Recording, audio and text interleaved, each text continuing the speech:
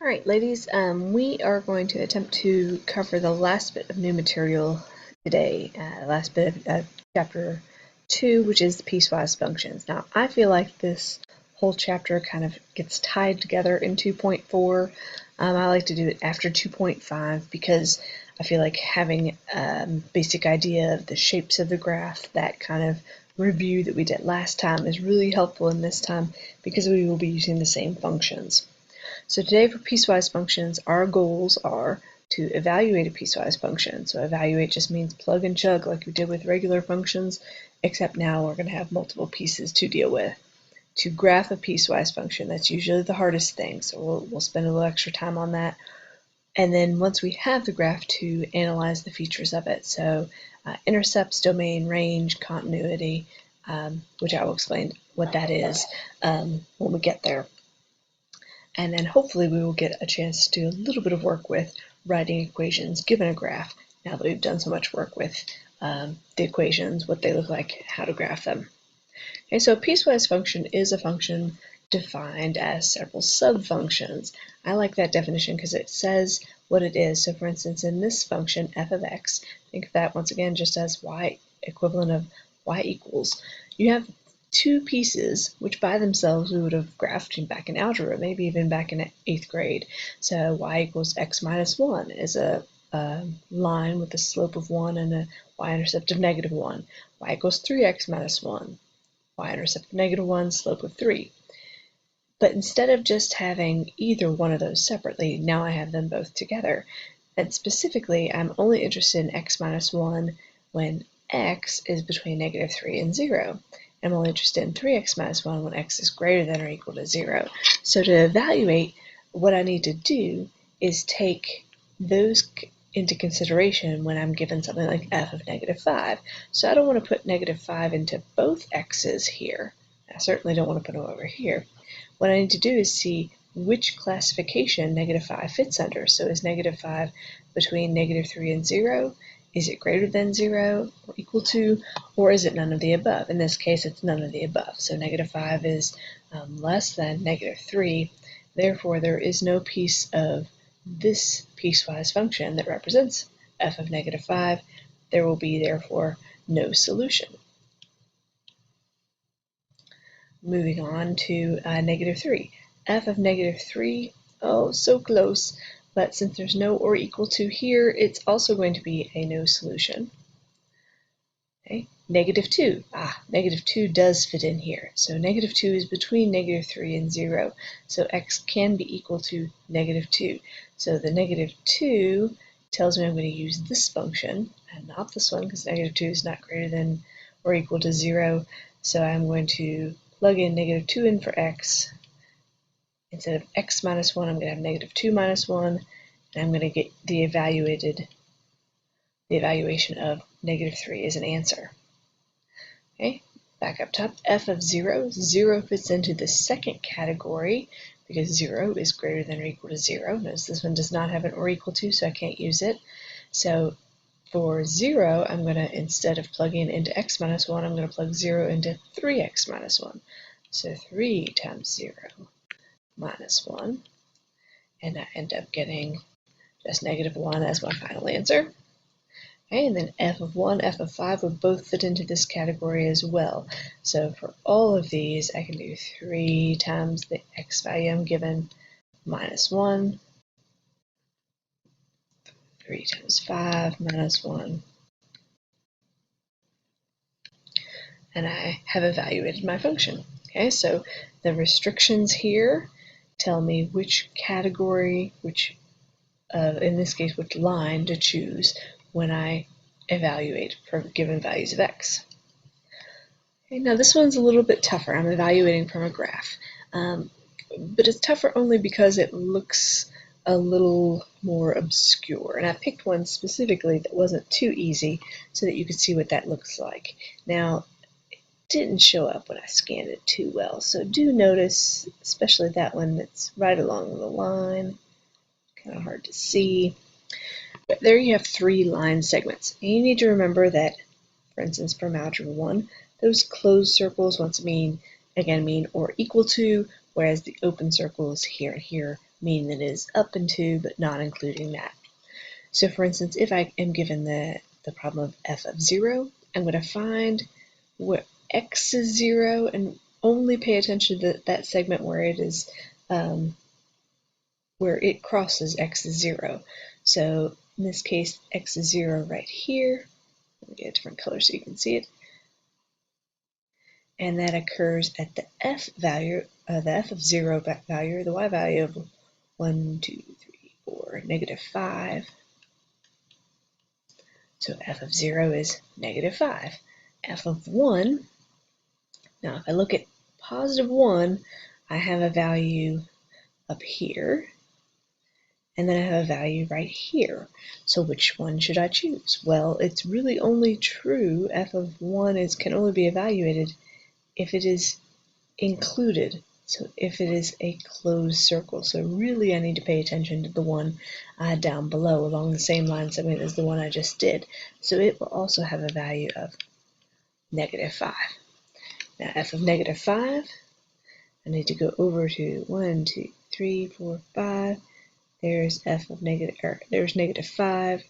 Here's f of -5, so the line segment goes with that. And that y value that goes there is +2. Okay, I'm going to pause my video to allow you to work on ahead, and then we will check answers together. And we're back. Please check your answers with mine. You can pause my video again if you need to. But it's more of the same, just finding the x value, that vertical line, where does that cross one of the line segments in this case, and then writing down the y value that goes with the x value given. Okay. Next up, the graphing. So this is the part that people typically struggle with, and I think it's just because they don't know how to graph more than one function at the same time in a way that makes it look like just one function. I would recommend, especially since now we have these fabulous tablets, doing it in different colors. So for instance, I might do that first function in red. Those of you who are comfortable with for instance, the fact that these are two lines, you can graph. Option number 1 is to graph the equation of the line. So a slope of 1 and a y-intercept of -1. I would start off with my y-intercept, -1, and then do a slope of +1,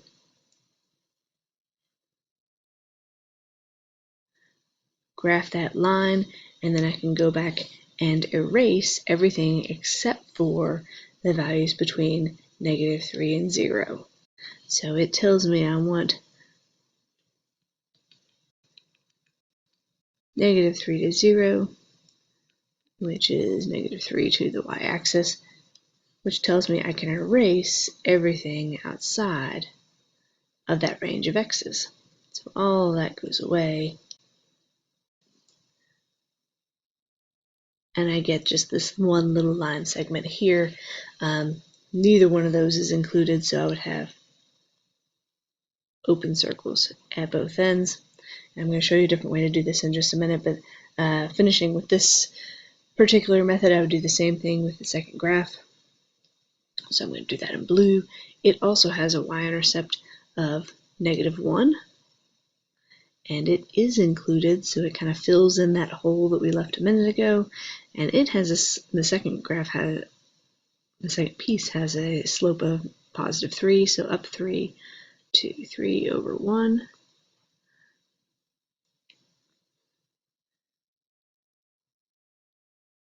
And once again, you can draw that whole line and erase, or just draw the piece of the line that you want. Now, since this blue function over here, since it keeps going on forever past 0, so 0 and then everything higher, it actually gets an arrow on the end because it is not going to stop. It's going to keep going, as opposed to the first segment, which had two definite boundaries between -3 and 0. Okay, so there's option number 1 of graphing that, and that is, once again, if you are pretty comfortable with drawing those graphs that we talked so much about last time. Option number 2, if you prefer seeing more work, would be to make a t-chart for each. So once again, I'm going to keep with my same color scheme here. And I'm going to pick some x's, plug them into each function, and then find the y values. Okay, so whenever I have two definite boundaries, so like -3 and 0, I'm going to go ahead and put in both of those values as x's and then a number in between them. So -1 or -2 would be fine. As opposed to this blue function, when I'm given just everything greater than 0, I would have 0 and then pick a couple of numbers that are greater than 0. I'm going to pause the video so I don't use up all my recording time. Go ahead and evaluate those, and then we can check answers in just a minute. Okay, so to check back in with you, here's what I've done so far. I plugged in the 3 x's I chose for each function into the respective functions. So -3, -1, and 0 went into the first function for x, 0, 1, and 2 went into the second function, each for x, and I found the y's. Next, I plugged in those points into my graph. So -3, -4 was here. Since -3 is not included in the restriction, I had to make it an open circle. -1, -2 is in between these two values, so therefore it would be included, so that's a solid dot. And 0 is not included, so it got an open circle. Next step, graphed the blue. Once again, the solid blue filled in the open red circle, plugged in 1, 2, and 2, 5 to my graph, drew that line with an arrow pointing on towards positive infinity. And there is my function doing the second method. So once again, you can either do just graph the lines as you would have back in algebra and erase the parts you don't need, or you can use the T-chart method. Either way should give you the same graph. Now once I have this graph, I can come up with features. So for instance, domain and range. For the domain, I can either get it from the graph. So for instance, if I put those two pieces together, it looks like everything higher than this x value right here with my open circle, which is the x value of -3. It's not including -3, but everything more positive than -3 on towards positive infinity. So my domain from my graph would be between -3, not including -3, to positive infinity. Now I can also get that from here, from my restrictions, do my number line trick. So put in any number given to you in these restrictions, and then do your open circles and closed circles. So I have -3 to 0 shaded in between there, and the second function shades in the 0 and everything positive. Put those two pieces together, it gives me my domain as everything -3 or higher.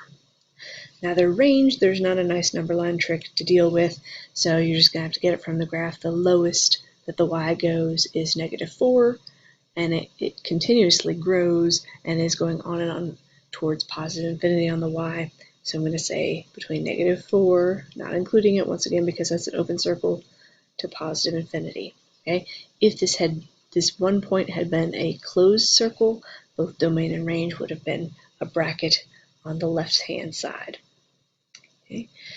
You could also get other features from this graph, for instance, x-intercept, y-intercept, and continuity. However, I am running low on my recording time. I can only record up to about 15 minutes at a time, so I'm going to stop here and upload this video and then start a new one. So we will continue with this example, example number 1 on video number 2.